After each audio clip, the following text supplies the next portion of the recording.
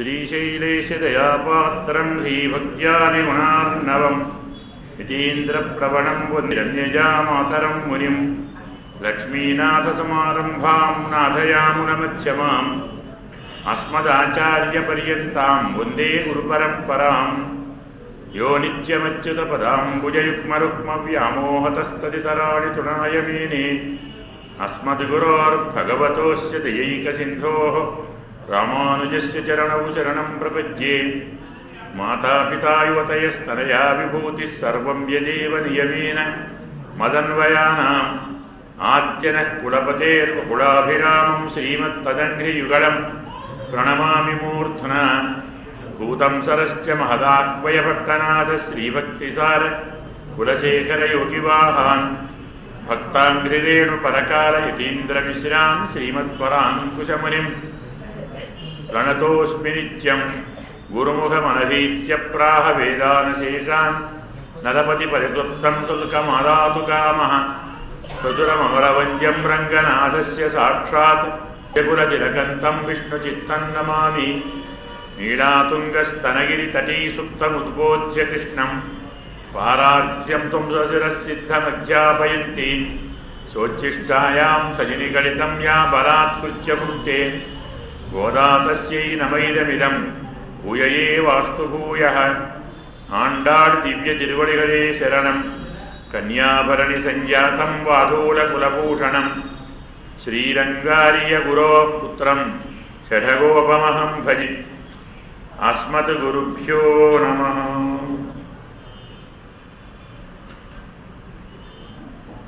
భగవద్బంధులారా, నిన్నటితో ఉపోద్ఘాతం అంటే పూర్వభాగం అంటాం. మనం ప్రారంభంలో చెప్పుకున్నాం తిరుప్పావును 5 భాగాలు చేసుకున్నామని.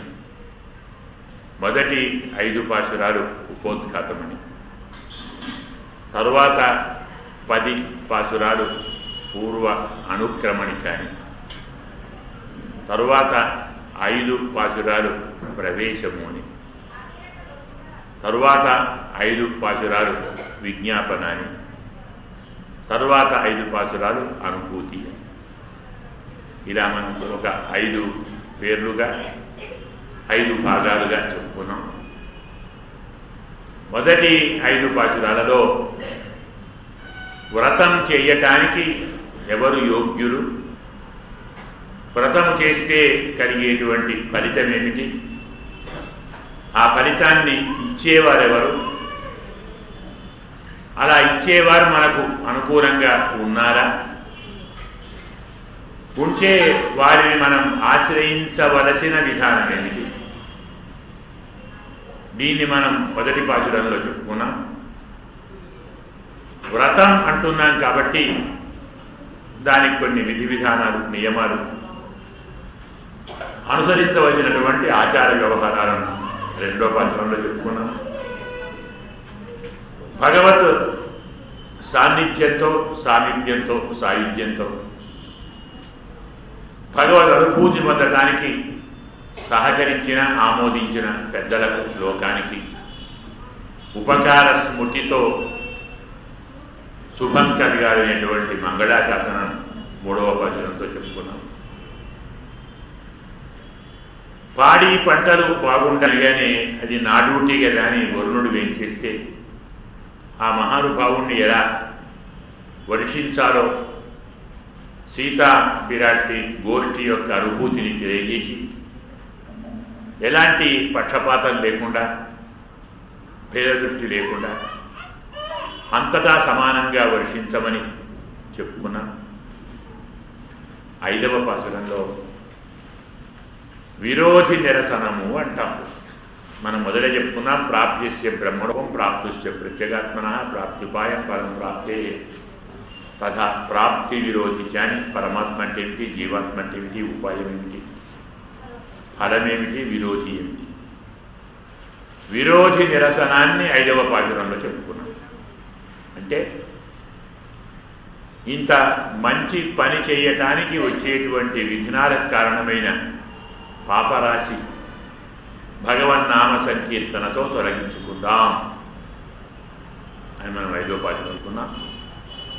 ఈ రీతిలో వ్రతమునకు కావలసిన పూర్వరంగాన్ని చెప్పుకున్నాం.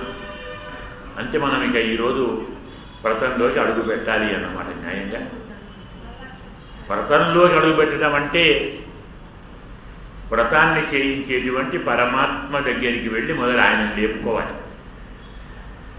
మొదలే అనుసంధానం చేసుకున్నాం. మీరందరూ తెల్లవారుజామున కాగానే రండి, నన్ను లేపితే నేను వచ్చి మనందరం కలిసి వ్రతం చేసుకుందాం అని చెప్పాడు అనుకున్నాం.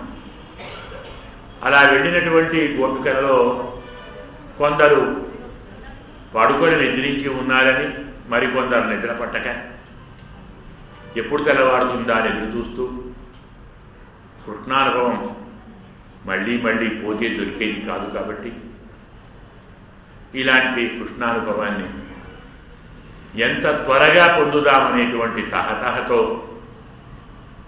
వారు నిద్రేపోక తెల్లవారు కాగానే బయలుదేరి నిద్రించిన ఓ 10 మందిని లేపుకొని స్వామి దగ్గరికి వెళ్ళాలి అనుకొని బయలుదేరటంతో మనకు ఈరోజు పాచురం ప్రారంభమవుతుంది. ఇందులో మనకు చాలా చాలా సందేహాలు ఏర్పడతాయి.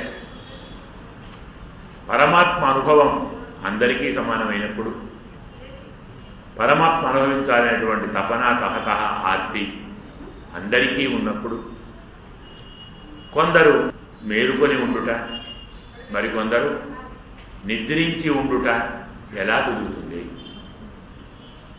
అందరికీ తహతహ సమానమే కదా, అందరూ మేలుకొని ఉండాలి కదా, ఎలా కొందరు నిద్రిస్తారు అని ఒక సందేహం. నిద్ర అంటే మనం అనుభవించేటువంటి తామసీ నిద్ర కాదు. విషయ భోగ అనుభవంతో శరీరం మనస్సు బుద్ధి మొద్దుబారి విశ్రాంతి అనేటువంటి పేరుతో మత్తులో తూగుట మనము పొందే నిద్ర. కానీ వాస్తవంగా నిద్ర అంటే ఉపనిషత్తులో చెప్పేది సుష్టు అపీతో భవతి స్వపితి అని చెప్తారు. పరమాత్మతో కలిసి ఉండటాన్ని నిద్ర అంటారు. ఆయన ఎక్కడున్నాడు అంటే ఈయన పక్కనే ఆయన ఉన్నాడు. జీవాత్మ ఎక్కడున్నాడు ఏం చెప్దాం? దహరాకాశంలో స్వామి వితస్థిమతి తిష్టత అని చెప్తుంది ఉపనిషత్తు. నాభి నుంచి వితస్థి భాగము అంటాం. దీన్ని మనం ఈ ముద్రను వితస్థి ముద్ర అంటాం. సరిగ్గా నాభి నుంచి ఇలా పెడితే హృదయం తద్విజానీయా, అక్కడ ఉండేది హృదయం. అందులో ఉండేటువంటిది దహరాకాశం, ఓ చిన్న సూక్ష్మమైనటువంటి అవకాశం. అందులో ఒక పక్క జీవాత్మ, మరో పక్క పరమాత్మ. ఇద్దరు ఒకే ఇంట్లో ఉంటారు. ఏకాధిపత్యం. ద్వా సుపర్ణ సయుజ సఖాయం సమానం వృక్షం పరీష్పజాతి. 2 పక్షులు, ఇద్దరు మిత్రులే కలిసే ఉంటారు, ఒకే వృక్షం మీద ఉంటారు. కానీ ఆ ఇద్దరిలో ఒకరు తాను ఏ చెట్టు మీద ఉన్నాడో ఆ ఆకులు తింటూ దుఃఖం అనుభవిస్తాడు. దేన్ని అనుభవించడం కోరని మరొక పక్షి ఆనందంగా ఉంటుంది. అనుభవించాలనుకునేవాడు జీవాత్మ, అనుభవింపచేసేవాడు పరమాత్మ. ఇద్దరు అక్కడే ఉన్నారు, దహరాకాశంలో ఉన్నారు. నిద్ర అంటే న్యాయంగా ఈ పక్క ఉన్న జీవుడు ఆ పక్కకు వెళ్ళి ఆ పరమాత్మ ఒడిలో విశ్రాంతి తీసుకుంటాడు. సుష్ఠు అపీత, అతన్ని గట్టిగా కౌగిలించుకొని ఒకరేనో ఏమో ఇద్దరు కాదేమో అన్నంత ఐక్య భావనతో ఆనందంగా ఉంటాడు. నిజంగా అందుకే నిద్ర అంటే ఆనందం, అదే అర్థం నిద్ర అంటే. మనకు ఆ సమయంలో ఏమీ తెలియదు. నా దుఃఖం, నా సుఖం, నా ద్వేష, నా అభిమాన అప్పుడు వైరము జ్ఞాపకం రాదు, పగ గుర్తురాదు, ఏడుపు గుర్తురాదు, నవ్వు గుర్తురాదు, ఆకలి గుర్తురాదు, దబ్బి గుర్తురాదు. అలాగే మెత్తని పరుపు కావాలి, హంసు తప్పం కావాలి లేదు, అటుక నేలైనా చాలు. నిద్ర సుఖం ఎరగదు, ఆకలి రుచి ఎరగదు అని శాస్త్రం. బాగా ఆకలి అయిందనుకోండి, ఏదైనా తినేస్తాం, ఏదో డబ్బులో పడాలి ఆ సమయానికి. కడుపు నిండిన తర్వాత పెడితే మాత్రం సరిగ్గా ఉడకలేదండి, అందులో ఉప్పు తక్కువైందండి, ఇందులో కారం ఎక్కువైందండి, మరి ఇంత పుల్లగా ఉండేవండి, ఇప్పటిదాకా అదే తిన్నవరా నువ్వు ఉంటే అలాగా అంటే. వాటి ఆకలి రుచి తెలియదు, నిద్ర సుఖం ఎరగదు శాస్త్రం. పరమాత్మతో కలిసి ఉన్న వాడికి సుఖం ఏమిటి? ఇంకా ఈ ప్రాపంచిక సుఖం ఒక సుఖమా? ఇదొక పరుప, ఒక శయ్య, అసలు శయ్య పరమాత్మ. ఆనందంగా అతనిలో ఉంటాం. అందుకే ధర్మశాస్త్రం గాఢ నిద్రలో ఉన్నవాడిని హఠాత్తుగా లేపకండి, మెల్లమెల్లగా మెల్లమెల్లగా మెల్లమెల్లగా ఈ లోకానికి పెండి. పరమాత్మతో కలిసి ఉన్నవాడిని దూరం చేసే పాపం మనకెందుకు? నిద్రలో ఇంతే పాపం అంట. అయితే అలాంటి నిద్ర మనలో ఎందరు పోతారు అన్నది ప్రశ్న. మత్తులో ఉండటం నిద్ర కాదు, పరమాత్మ మత్తులో ఉండటం నిద్ర. అలాంటి వాడు ప్రశాంతంగా నిద్రపోతాడు. కలలు, కలతలు, కలవరింతలు, వరింతలు, పరవరింతలు ఏవి ఉండవు. అది నిద్ర అంటే అది. అందువల్ల పరమాత్మను కలవాలి అని తహతహతో ఉన్న గోపికలు ఎంతటి శ్రద్ధాలులో పరమాత్మనే ధ్యానం చేసుకుంటూ నిద్రపోయిన వారు అంతటి వారు. ఇద్దరు సమానమే, వీరు వారు ఒకటే. ఆ పరమాత్మ ధ్యానంలో అన్నీ మర్చిపోయి ఉన్నారు. వారికి తెల్లవారినది తెరవటం లేదు, ప్రొద్దెక్కినది తెలియటం లేదు, తాము పరమాత్మతో కలిసి వ్రతం ఆచరించాలన్న విషయం కూడా తెలవటం లేదు. అలాంటి వారి నిద్రను లేపటానికి, అంటే తమతో కలిసి పరమాత్మను అనుభవించడానికి మేలుకొని ఉన్నవారు, దాహదాలాడేవారు లేపుతున్నాము అని అర్థం. ఇక్కడ మరొక ప్రశ్న ఏమిటంటే, పరమాత్మను అనుభవించాలి కదా, సేవించాలి కదా, సేవ చేయాలి కదా. ఈ కోరిక అందరికీ సమానమే కదా. అయినప్పుడు ఎవరికి వారు వెళ్ళి స్వామిని అనుభవించండి. దేవాలయానికి మీ ఇంటి నుంచి మీరు వెళ్ళాలి, దండం పెట్టండి, రండి. పక్కవారు ఎందుకు, 10 మంది ఎందుకు? 10 మందిని పిలుచుకొని పోవడం ఎందుకు? ఎవరు పరమాత్మను సేవించాలనుకుంటే వారు వెళ్ళి సేవించండి. పరమాత్మ అందరికీ సమానుడే, పరమాత్మకు అందరూ సమానుడే అని మరొక ప్రశ్న. దీని సమాధానం ఏమిటి అంటే, ఏకస్వాదు నభుంజీత. రుచిగల పదార్థాన్ని ఒక్కరు అనుభవకూడదు అనేది శాస్త్రం. అంటే మన చేతికి ఒక లడ్డు దొరికితే ఇందరు పెద్దలు చూస్తూ ఉంటే దొరికిన వాడు దాన్ని నోట్లో వేసుకొని తిన్నాడు అనుకోండి, చూస్తున్న వారందరూ ఏమనుకుంటారు? ఎంత దుర్మార్గుడుగా వీడు, ఇంతమంది కూడా తలముకే వచ్చు కదా, అంత కక్కుద్దేందుకు? ఇంతమంది చూపుతో ఆ భావం కలిపి వాడి మీద పడితే వాడికి అది అరుగుతుందా? అదిగాక మనకు ధర్మశాస్త్రంలో, బ్రహ్మపురాణంలో చెప్తారు, బ్రహ్మాండంలోనూ చెప్పారు, గరుడ పురాణంలో చెప్పారు, బ్రహ్మ వైవర్తంలోనూ చెప్పారు. రుచికర పదార్థాన్ని దొరికినప్పుడు తన చుట్టూ తన ముందర దాన్ని అనుభవించదగిన వారు ఉన్నప్పుడు వారికి ఇవ్వకుండా ఒక్కడే తింటే అలాంటికి కుంభీపాక నరకం అనేది వస్తుంది శాస్త్రం.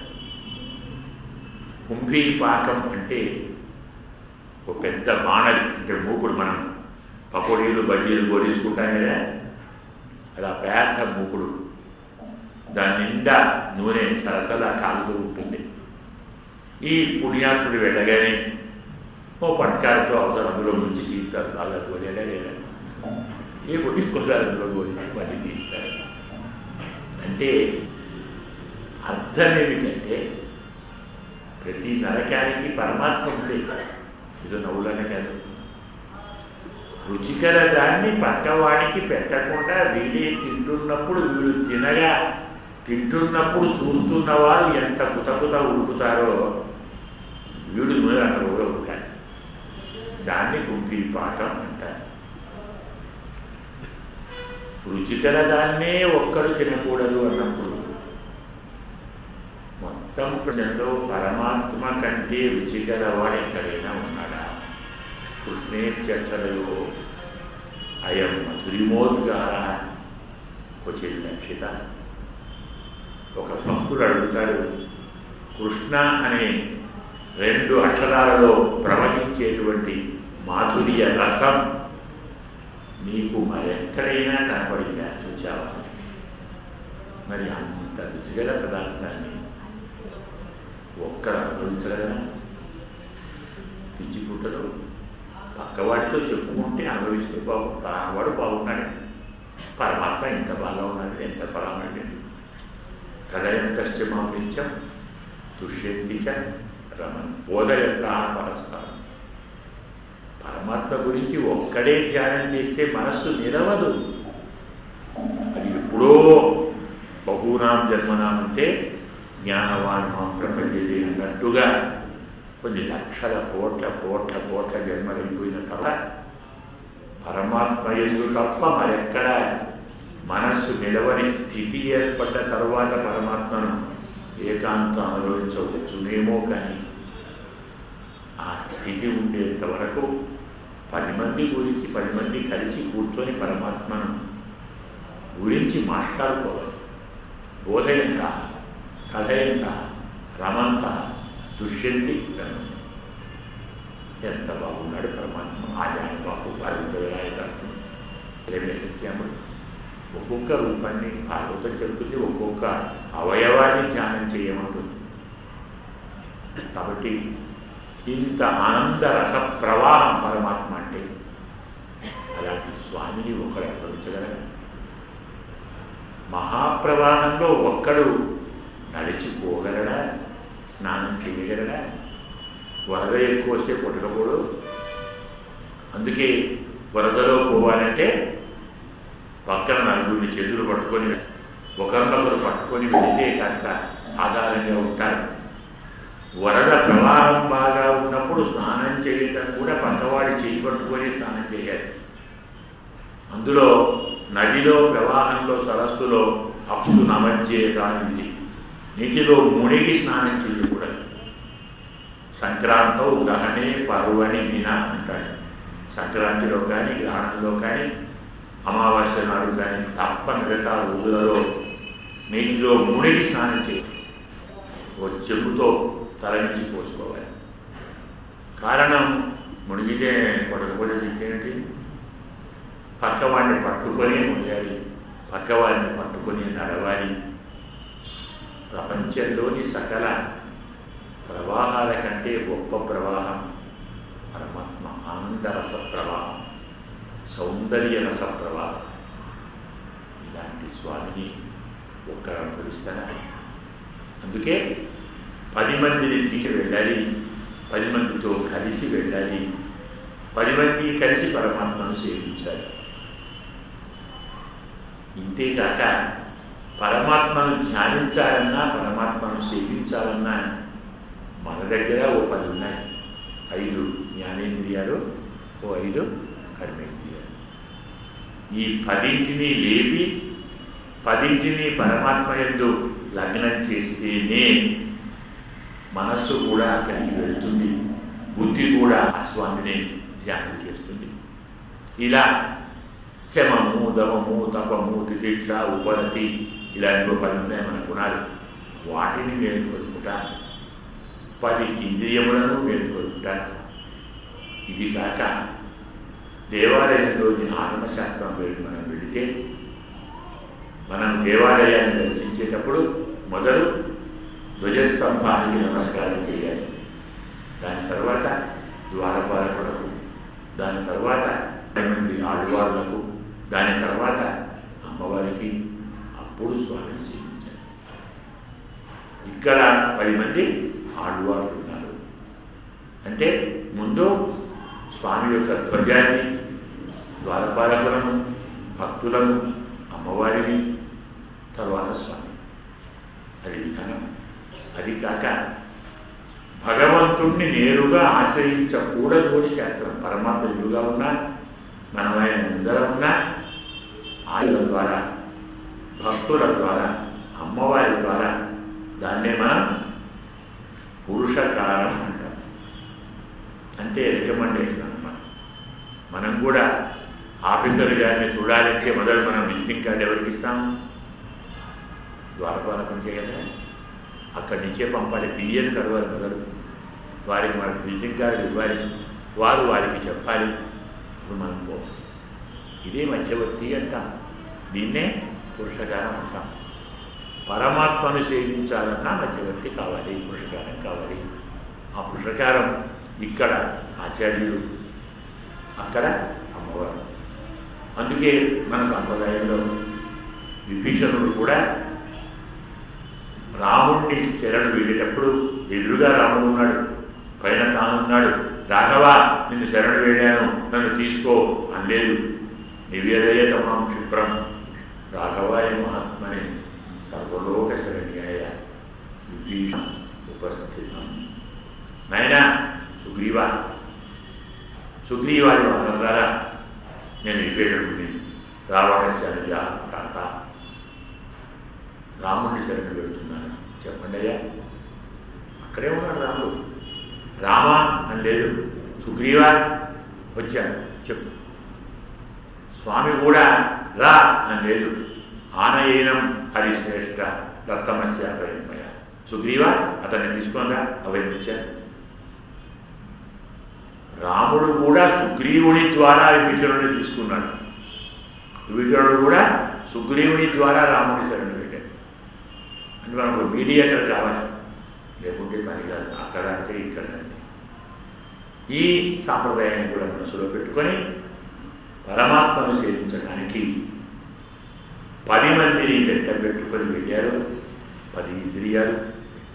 అందులో ఈ 10లోని ఒక చమత్కారం ఉంది. విశిష్టమైన సిద్ధాంతంలో తత్వాలు 3: ప్రకృతి, జీవుడు, పరమాత్మ. చిత్, అచిత్, ఈశ్వరుడు. ఇందులో ప్రకృతి 8 రకాలు: భూమి, ఆపః, అనలః, వాయువు, ఖం, మనః, బుద్ధి, అహంకార. ఇవి 8. జీవాత్మ 9, పరమాత్మ 10. పరమాత్మక మనం లెక్క పెడుతుంటే 1, 2, 3, 4, 5, 6, 7, 8, 9 అంకులేస్తాం. పరమాత్మ కలిస్తే ఏమవుతుంది? 10 అవుతుంది. 10 అంటే ఎలా వేస్తాం? 1 0 పెడతాం. ఆ 0 ఏంటి అర్థం? 0కి అర్థం 9 అన్నమాట కదా. 9, 10 అంటాం అంటే 1 0. 0కి అర్థం ఏంటి? 9. 0 1 కాదు, 1 0. 1 పక్కన 0 ఉంటే 10 కదా. 0 పక్కన 1 ఉంటే 1, 10 కాదు. ఇలా 0 1 వేస్తే ఎంతండి లెక్క? 1. 1 పెట్టి 0 పెడితే 10. 1 పక్కన చేరితేనే 9కి విలువ. పరమాత్మ మన పక్కన చేరితే మనమంతా లేని వారితో సమానం. పరమాత్మతోనే ఉన్నాం, పరమాత్మలోనే ఉన్నాం. ఆ 9 1లోనే ఉంది. అది 0గా మారి 1 సంఖ్యను మనం 10గా మారుస్తుంది. ఇది తత్వత్రయాన్ని తెలిపేటువంటి సంఖ్య 10. ఇన్ని ఆంతర్యాల ఉద్దేశాలను మనసులో పెట్టుకొని 10 మందిని చెప్తున్నాం అన్నాం. అందుకే ఈనాటి నుంచి ఈ 10 పాశురాలకు మనం న్యాయంగా 10 అర్థాలు చెప్పుకోవాలి. అంత ఓపిక లేకుంటే ఓ 4 చెప్పుకోవాలి. మామూలుగా చెప్పుకునే అర్థం ఒకటి ఉంటుంది, వ్యంగ్యార్థం మరొకటి ఉంటుంది. తర్వాత వాక్య గురు పరంపర అస్మద్గురుభ్యో నమః, అస్మద్పరమ గురుభ్యో నమః ఉన్నాయి కదా. గురు పరంపర వాక్యాలని, అలాగే ఆళ్వారులని, అలాగే ఇంద్రియములని, అలాగే అనుభూతులని, అలాగే తత్వములని కనీసం 6 అర్థాలు చెప్పుకోవాలి. 6 అర్థాలు చెప్తేనే దాన్ని ఆరాయపడి అని వ్యాఖ్యానం ఉంది కదా. ఇవన్నీ చెప్పుకోవాలంటే ఒక్కొక్క దానికి అరగంట వేసుకున్నాయి కదా, 3 గంటలు కావాలి. ఇవన్నీ కుదరవు కదా. కాబట్టి అవన్నీ చెప్పుకుందాం. ఏమైనా మనం ఇన్నిటినీ అనుభవించాలి. అండాళమ్మ మన కోసం చక్కని రుచిగల పిండి వంటలు తయారు చేసి మన ముందర ఉంచారు. మనకు ఎన్ని అనుభవించే ప్రాప్తం ఉందో అన్ని మనం అనుభవిద్దాం. అన్నీ మన ముందర ఉన్నాయి. అమ్మ ఒడ్డి మనం ఎన్ని తినగలం, ఎంత తినగలం, తిన్నా ఎంత బాగా రుచిని ఆస్వాదించగలం. మనం భోజనం చేస్తూ ఉన్నప్పుడు మనకు తెలియకుండానే కొన్ని పదార్థాలు 4 గంటకుండానే గొంతులోకి జారిపోతాయి. కొన్ని పళ్ళ సందుల్లో ఇరుక్కొని ఉంటాయి, మరికొన్ని దవడల్లో ఇరుక్కొని ఉంటాయి, కొన్ని పళ్ళ కిందికి వస్తాయి, కొన్ని నాలుగు మీదికి వస్తాయి, కింద పడిపోతాయి, నోట్లో కూడా కదా. మన ప్లేట్లోనో విస్తట్లోనో ఉన్నదంతా మన కబులోకి పోతుండే ఎవరు చెప్పారు కదా. అందువల్ల ఎంత అనుభవం ఉందో అంతే పోతుంది, దాన్ని అనుభవిద్దాం. ఇలాంటి ఈరోజు మనకు పాచురంలో మొదటి గోపికను లేపుతున్నారు. అంటే మొదటి ఆళ్వారును లేపుతున్నారు, మొదటి వాక్యపరంగా చెప్పుకుంటున్నారు. ఈనాటి గోపిక పరమాత్మ అనుభవం అప్పుడే లభించిన ఒక అభినవ నాయిక, కొత్త అమ్మాయి. స్వామి దొరికాడు. దొరికిన స్వామిని నేను మాత్రమే ఆస్వాదించాలి, అనుభవించాలి, దీన్ని మరెవరికీ అందియొద్దు, అందరితో కలిసి ఈ పదార్థాన్ని ఆరగించాలనే ప్రౌఢత్వము లేనటువంటి నాయిక. అంటే సామయికం తెలియని, అంటే నియమం తెలియని, సంప్రదాయం తెలియని, ఆచార్యం తెలియని, తదేక ఏకాంత పరవశ నిత్యురాలైనటువంటి ఒక గోపికను మనం ఈరోజు లేపుకుంటున్నాం. పాశురాన్ని అనుసంధానం చేసుకొని అర్థానుసంధానం చేద్దాం. புள்ளும் சிலம்பிரகான் புள்ளரையன் கோயில் வெள்ள விடசங்கம் பெயரவன் கேட்டிலையோ பிள்ளாய் எழிந்திராய் பெய்முரனஞ்சுண்டோ கள்ளச்சகடம் கலக்கடியற்காலோச்சி வெள்ளத்தளவில் துயில வளர்ந்த வித்தனை துக்கொண்டு முனிவர்களும் யோகிகளும் வெள்ளவெளிந்து அரியன்னவேரவம் உள்ளம் புகுந்து விழுந்தே ஒழும்பாவாய் ஆண்டாடு திவ்ய திருவடிகளே சரணம். அஸ்மத் குருப்யோ நமः. புள்ளும் சிலம்பினகான் புள்ளரையின் கோயிலில் வெள்ள விழ செங்கம் பேரரவம் கேட்டிலையோ. పుళ్ళం అంటే పక్షులు, శిలంబినగా కూర్చున్నాయి, కూయుచున్నాయి.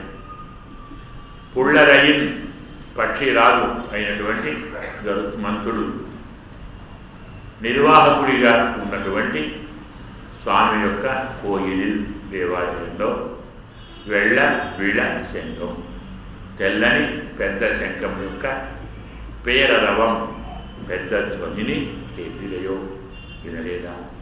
పిల్లాయ్ ఎడిందిరాయ్, అమ్మా పిల్ల ఏవమ్మా. పేయముల నుండు ఒక పేయి, ఒక పిశాచం అంటే ఒక రాక్షసి తన స్తనములలో విషాన్ని నింపుకొని ఆ విషాన్ని ఆహారంగా ఇచ్చి కృష్ణ పరమాత్మకు హాని చేయాలని సంకల్పించి వస్తే అలాంటి రాక్షసు యొక్క విషాన్ని నంజుండు హాయిగా ఆరగించినవాడు.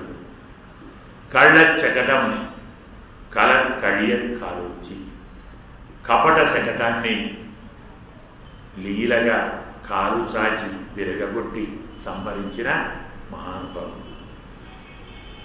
వెళ్ళ తరవిల్ తుయిల్ అమరుంద విత్తనై తెల్లని క్షీరసాగరంలో తెల్లని శేషశయ్యపైన మెల్లగా పడుకొని ఉన్న జగత్కారణభూతుణ్ణి ఉళ్ళం పుగుందు మునివరుగడం యోగిగడం ఉళ్ళొత్తుకొండు మునివరుగడం యోగిగడం హృదయంలో ఉంచుకున్నటువంటి మునులు యోగులు చేసేటువంటి హరి అన్న పేరవం.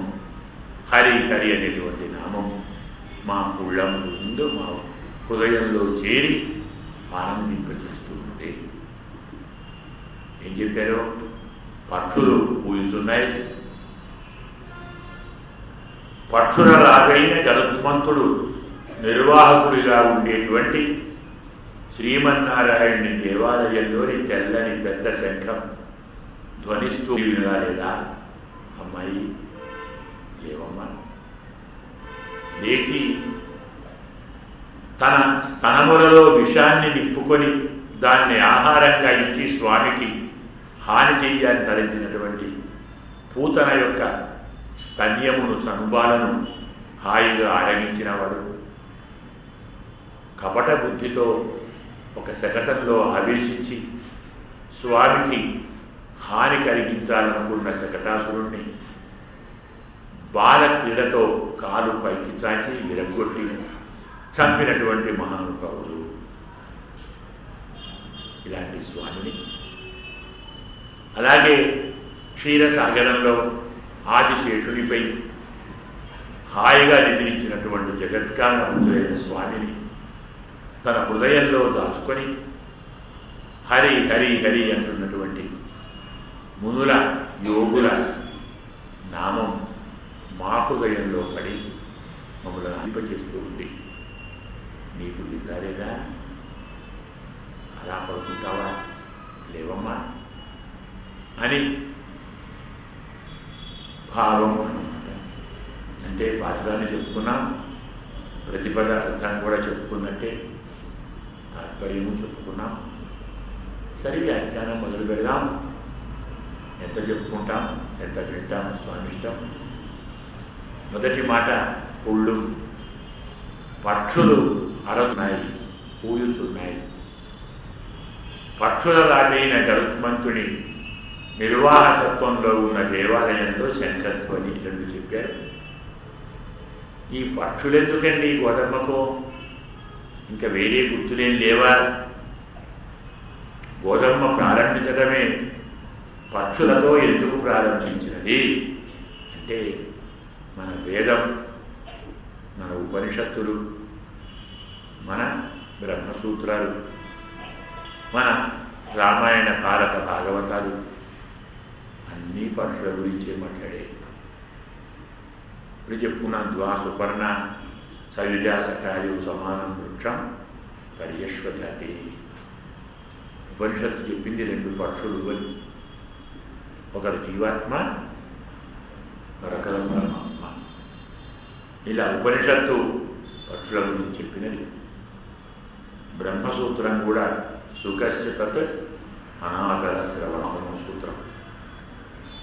అంటే ఓ మహారాజు గారు ఉన్నారు, జ్ఞానశృతి అంటాం. అతను మహాదాత, నిరంతరం యజ్ఞాచరణశీలుడు. ఆ మహానుభావుడు ఒకనాడు రాత్రిపూట పైన భవనం పై భాగంలో వేసవికాలం చల్లగానే పడుతున్నాడు. ఆకాశం నుంచి రెండు పక్షులు వెళుతూ హంసలు, అయ్యో మహారాజు పడుకున్నాడు, పైనుంచి దవ్వడం అంత మంచిది కాదు కదా, పక్క నుంచి పోదాం, అందులోనూ జ్ఞానశృతి కదా అంటే, మరో హంస ఎవరండి జ్ఞానశృతి? అదేంటి అలా అంటున్నావు? రాజు కదా, మహాదాత, యజ్ఞానం చేశాడు. రాజా రైకుడు కాదా? పోదాంపా, ఏం కాదు. ఆ మాట రాజు విన్నారు. మీరు వీళ్ళకు లెక్కలేదా? ఓడో రైతు కూడా, వాడెవడు సరే తెలుసుకుందాం. మహారాజు కాబట్టి మర్నాడు ప్రాతకాలం ఆ ఏర్పాటు చేశాడు. వెళ్ళారు. ఓ ఆలయంలో ఉన్నాడు. ఒంటి నిండా ఏదో కుష్టు క్షయాలాంటివి అదేదో ఉంది. దురద పెడితే బాగా కూక్కుంటూ ఉన్నాడు. రసమంతా కాలుతూ ఉంది. అలా పడుకొని ఉన్నాడు. అది శివాలయంలో పడుకొని ఉన్నాడు. అయ్యా పరాంగత ఉన్నారండి, మీరు రాజుగారికి పిలుస్తున్నారు. పెళ్ళి పిలిచారు. రాజుగారితో నాకు పని ఏం లేదయ్యా అన్నాడు. అయ్యా కాదండి, రాజుగారికి పని ఉందట. పని ఉంటే మరి ఆయన రావాలి, నందులోట ఏంటి? ఆయనకు నాతో పని ఉంటే ఆయన రావాలి, నందులోట ఏంటయ్యా? రాజుగారైతే ఆయనకేంటి?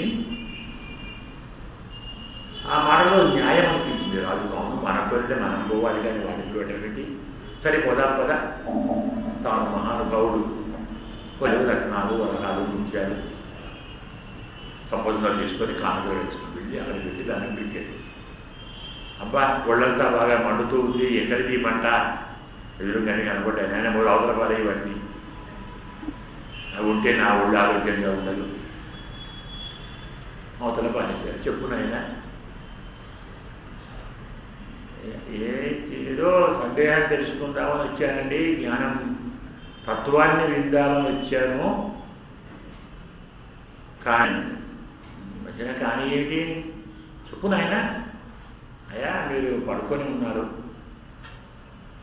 ఎలా పడుకొని ఉన్నాడని? ఒక శివలింగం మీద తలకాయ పెట్టాడు, ఇంకో శివలింగం మీద కాళ్ళు పెట్టి పడుకున్నాడు. వాడు చూచాడు. అయ్యా ఇదేంటండి?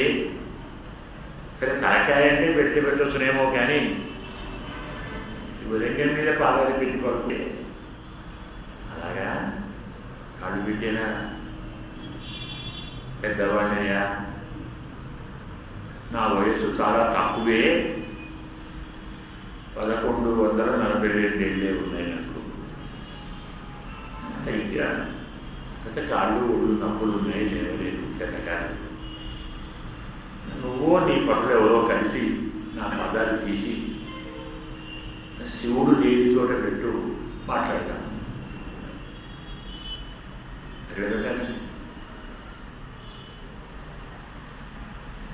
పరమాత్మ లేని చోటు ఉందా ఎక్కడైనా? కాళ్ళు పెట్టానంటే మనం ఉండే ఆయనలో అయితే తల్లి కడుపులో పాప పడుకొని ఉంటుందా? కాళ్ళు తగలమా? కడుపులో ఉన్నప్పుడు పాప నన్ను తన్నినదని తల్లి మనసులో కినుక వహించి పుట్టగానే వాడిని తంతే ఎక్కడుంటానండి? మందులు ఎక్కడుంటా? పడవా? నన్ను నువ్వు కడుపునప్పుడు తంతావా? ఇప్పుడు నిన్ను తంతాను చూడు అని ఒక తన్ను పిల్లవాడిని తంతే, పాపను తంతే తల్లి ఎక్కడ ఉంటాడు? మనం ఉండేది ఆయనలో. కాళ్ళు ఆయనలోనే ఉంటాయి, తలకాయ ఆయనలోనే ఉంటుంది. ఇంకా కాళ్ళు పెట్టారంటే అది ఉంటుందా? నీకెంత తెలిసిందే? ఇలా మొదలైంది. అంటే జ్ఞానశ్రుతి మహారాజు హంసల మాట వల్లే రైకు శ్రయించి తత్వజ్ఞానాన్ని పొందాడు. ఇది బ్రహ్మసూత్రం. ఇక రామాయణంలోకి వెళితే రామాయణంలో ప్రతి కాండ పక్షుడే. అసలు రామాయణం ప్రారంభమైంది కూడా పక్షితోటే. చెప్పాను అనుకుంటాను, జ్ఞాపకం ఉందో లేదో. ఒకసారి మన స్వామి శివందానంద గారి 52 ఏళ్ళ ఉత్సవం కృష్ణా జిల్లాలో ఒక ఊళ్ళో అది పిట్టలవాణి పాడారు. ఏదో ఆయన ఊళ్ళది అక్కడ జరుపుకున్నారు. ఇక్కడ మమ్మల్ని పిలిచారు. అందరూ వెళ్ళాం పండితులు. ఏదో చెప్పండి నాకు మాట్లాడు అంటే ఎందుకో నాకు ఆ ఊరి పేరు బాగా నచ్చింది. నచ్చి పిట్టలవాణి పారామంటే శ్రీమతి రామాయణం అని చెప్పారు. ఎలాగండి అన్నారు. బాలకాండలో వాల్మీకి ప్రారంభించి పిట్టలతో కదా, మా నిషాద ప్రతిష్టాంత్వం అగమ శాశ్వతీ సమా. ఒక పక్షిని పోయేవాడు బాణంతో కొడితే దాన్ని చూచి మనసు కలిసి కరుణ పుట్టి రామాయణ ప్రారంభమైంది. బాలకాండ అసలు రామాయణ ప్రారంభం పక్షితోటి. ఇక అయోధ్యాకాండకి వెళితే సీతారామ లక్ష్మణులు అరణ్యంలో చేరిన తరువాత ఒక రాత్రి చంద్రుడు లక్ష్మణస్వామితో కబుర్లు చెప్పుకుంటూ, నాయన లక్ష్మణ, మా తల్లి కౌసల్య పెంచే చిలుక గోరంకర పాటి నేను చేయలేకపోయానురా. మా అమ్మగారు భగవంతుడికి ఆరాధన చేస్తూ ప్రసాదాన్ని ఆలింపు చేస్తూ ఉంది. ప్రసాదం మొదలుపెట్టి కళ్ళు మూసుకుని చేతులు జోడించింది. సరిగ్గా ఆ సమయంలో ఒక పిల్లి అడివేకి వచ్చింది. అక్కడే ఒక పంజరంలో చిలుక గోరంక ఉన్నాయి, అమ్మ పెంచుకునే పక్షులు. అవి ఆ పిల్లిని చూచాయి. ఇక్కడ ప్రసాదం ఉంది, పిల్లి ప్రసాదం తింటుందేమో, మనం వెళ్ళి ఆపాలి. వెళుతాయా? చిలుక వెళితే ఏమవుతుందని పిల్లి దగ్గరికి ఏం మిగలదు. వెళ్ళలేదు. వెళితే వాడికి ఆహారం. వెళ్ళలేమని చూస్తూ ఊరుకోలేవు. సుఖ పాదం అరేహ దశ. చిలుక చిలుక శత్రువు వస్తున్నాడు, పోయి కాలు కొరుకుపో అన్నది. గోరు పోయి కొరుకుతుందని ఈ మాట కౌసల్య వింది. విని కళ్ళు తెచ్చింది. పిల్లి కనపడింది. వెళ్ళేసి ఉదాహరణ తెచ్చింది. ఇలా మా అమ్మను మేలుకొలిపి ఉపకారం చేసి ఆమె మనస్సు ఆనందాన్ని పొందించింది. తర్వాత అమ్మ ఆ పక్షులకు ఆ గాయంలో నిజలు పెట్టి సంతోషించింది. తల్లి వల్ల సంతోషింపజేయడానికి అనిపించిన పక్షులు ప్రయత్నించాయి. నేను కన్న కొడుకునయ్యుండి, రామ ఒక్క పూట ఉండురా, రేపు పొద్దుగాని ఒక్క పూటే నేను చూసుకుంటాను రా, మళ్ళీ ఎప్పుడు చూసుకుంటాను నేను, ఒక పూట ఉండురా అంటే అలాగే లయమ్మ అనలేకపోయాను. నేను ఆమె మనస్సును మెప్పించలేకపోయాను. నాకంటే పక్షులే తల్లికి ఉపకారం చేశాయి. స్వయం స్వామి నేర్చుకున్నాడు అయోధ్యకాండలో. అరణ్యకాండలో సాక్షాత్తు జటాయువే వచ్చాడు. కిష్కింధాకాండలో వాడి అన్నగారు సంపాతి వచ్చారు. యుద్ధకాండలో సాక్షాత్తు గరుత్మంతుడే వచ్చాడు. ఉత్తరకాండలో జ్ఞాన వాయసం అని ఒక కాకి వచ్చినది. ఇలా మొత్తం రామాయణం అంతా పిట్టలే కదా, అందుకే రామాయణం అంటే పిట్టల వారి పాలన చెప్పాము. సరే, సంతోషించారు వాళ్ళు. దాన్ని మనం కథ ఎలా చెప్పుకోవాలంటే రామాయణం అంతా పక్షులే. ఇక మహాభారతం హంస యొక్క వృత్తాంతో ప్రారంభమైంది.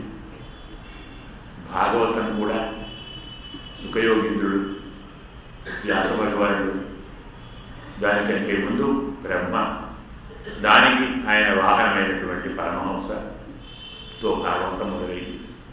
ఇలా ప్రతి పురాణాలు, ప్రతి ఉపనిషత్తులు, బ్రహ్మసూత్రాలు, ఇతిహాసాలు, ధర్మశాస్త్రాలు, మనకు మనుస్మృతి కూడా మనువు ఒక హంసకు చెప్తాడు ధర్మాలని. యాజ్ఞవల్క్య స్మృతిలో యాజ్ఞవల్కుడు సూర్యుడి దగ్గర ఉండేటువంటి ఒక చిలుకకు చెప్తాడు ధర్మశాస్త్రాలు. ఇలా ఎక్కడ చూసినా పక్షులే. కాబట్టి పక్షులతోటే అఖిల సారస్వత వాంగ్మయం నిండి ఉండి తాను దానికి విరుద్ధంగా వ్యవహరించకూడదు. కాబట్టి అమ్మ కూడా పక్షులతో పక్షులలోని చమత్కారం ఏమిటంటే వాటిని ఎవరూ లేపరు. సమయం కాగానే అవి లేస్తాయి. లేచి తమ పని తాము చేసుకుంటాయి. తమ పనిలో భాగమే కూతలు, అరుపులు. వీరు లేవాలి అని అరవరు, తాము నడుస్తూ పోతాయి. అరుపు విని మనం కూడా లేస్తాం. ఇంకా బాగా చెప్తే పాత రోజులలో తెల్లవారుజామును గుర్తించేటువంటి గడియారం ఏంటి? కోడి కూత. కాలజ్ఞానం కలిగినది. కోడిని ఏమంటాం? కాలజ్ఞాని అంటాం. అంటే కాలము తెలిసినది, కాలమును తెలిపేది. కోడి కూతలు విని రైతులు లేచేవారు, బ్రాహ్మణులు లేచేవారు. మన కథలో కూడా ఇంద్రుడు కోడి గుద్దులాగా కూత కూసే గౌడిని ఆశ్రమం నుంచి నదీ ప్రాంతానికి పంపించాడే కథ చెప్తాం. ఎవరూ కోరకుండానే అందరినీ సహజంగా పరోపకార బుద్ధితో లేపేటువంటివి పక్షులు. లేవాలి అనుకొని కాదు, అలా లేస్తాయి, అలా వస్తాయి, మనం లేస్తాం. కానీ మనం చెప్పుకున్నాం కదా, మనం బాగా జ్ఞానం ఉన్న వాళ్ళం కాబట్టి మళ్ళీ పడుకుంటాం. మనం చెప్పుకున్నాం, జ్ఞాపకం కదా. పడుకు ఒకసారి మెలకువ వచ్చిన తర్వాత మళ్ళీ మెలకు వచ్చిన తర్వాత కూడా పడుకుంటే నిద్ర పడుతుంది అన్న జ్ఞానం వాడికి లేదు. అందుకే వెంట లేచిపోతాయి. మనకి ఈ జ్ఞానం ఉంది, మళ్ళీ పడుకోవచ్చు లేచినా, కానీ నిద్ర మళ్ళీ పోవచ్చు, నిద్ర వస్తుంది. మెలకు వచ్చిన తర్వాత కూడా పడుకుంటే మళ్ళీ నిద్ర వస్తుందన్న మనం జ్ఞానులం కాబట్టి, జ్ఞానం ఉంది కాబట్టి మళ్ళీ పడుకుంటాం. వాడికి ఆ జ్ఞానం లేదు కాబట్టి పడుకుంటాం. అలా లేదు వెతుకాయి. మనం చాలా గొప్పవాళ్ళం కదా మనుషులమై. ఇలా అవి అరుస్తున్నాయి, అయినా దేవవా నీవు అంటే పక్షుల అరుపు తెల్లవారటానికి ఒక గుర్తు అయితే కావచ్చునేమో, కానీ ఇప్పుడు మాత్రం కాదు. అదేంటి? 25 లక్షల మంది గోపికలు హరినామ కీర్తన చేసుకుంటూ వీధంతా తిరుగుతుంటే తెల్లవాళ్ళు పక్షులు అసలు పడుకుంటాయండి. నిద్రపోయినవి లేచి తెల్లవారినట్టు గుర్తు. నిద్రపోకుండా అరిస్తే తెల్లవారినట్టు ఉంటాయి. నిద్రపోయిన పక్షులు నిద్రపోయి లేచి అరిస్తే తెల్లవారినట్టు గుర్తు. నిద్రపోకుంటే అసలు మీరు వాటిని నిద్రపోనిచ్చారా? వాటిని పడుకోనిచ్చారా? వీధులన్నీ హరినామ సంకీర్తనే, అంత మీ కోరే ఉంది. ఎక్కడ తెల్లారిందే? ఈ పడ అరుపులు పెద్దగా గుర్తు కాదు అంటే, సరే అమ్మా, ఏం చేస్తాం? నిన్ను ఒప్పించాలి, నమ్మించాలి. నీవు మాకు అవసరం. పరమాత్మ మీద అంత ప్రేమ నీలాంటి వారు మా ముందర ఉంటే మాకు కొంచెం లాభం ఉంటుంది, స్వామి కరుణిస్తారు. ఇంకో గుర్తు చెప్తాను తల్లి.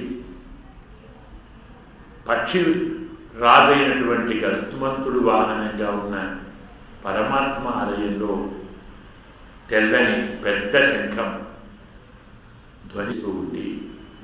అది కూడా గుర్తు కదా.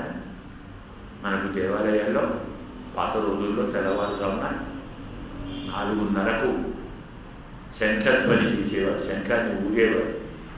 అంటే ఊరిలోని వారందరూ అప్పుడు లేవాలి. ఆ శంఖధ్వని విని లేచి తమ కాలకృత్యాలు పూర్తి చేసుకొని స్నానం అనుష్ఠానం చేసుకొని సూర్యోదయం అవుతూ ఉండగా దేవాలయంలోకి వెళ్ళాలి.